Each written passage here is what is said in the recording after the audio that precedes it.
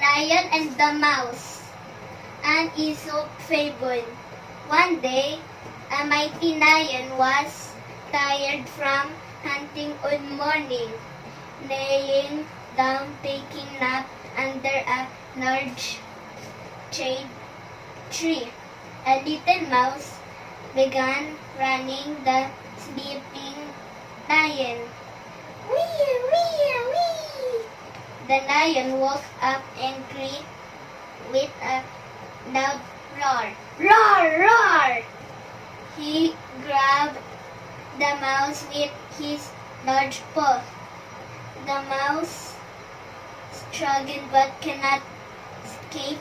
The lion opened his big jaw to swallow him. The mouse was very scared. Oh, King, I'm very scared. Please don't eat me. Forgive me. This time, please let me go. And maybe one day I can help you. The lion pitied the little mouse, so he lifted his paw and set the mouse free.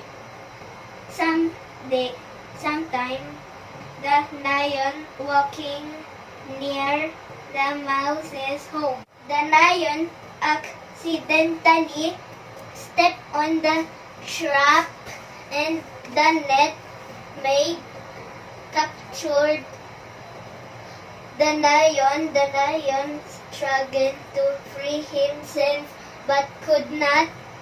His angry roar, roar, roar, roar, heard all over the forest. The mouse heard the lion cries. The king is in trouble. I must return the favor. The mouse ran to the trap and started biting the thick ropes.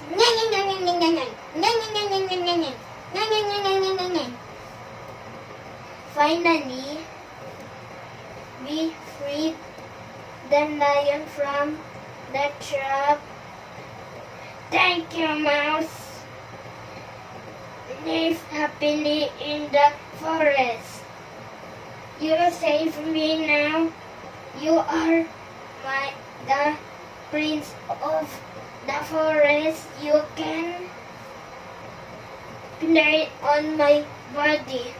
From then on, the lion and the mouse become friends forever. The end.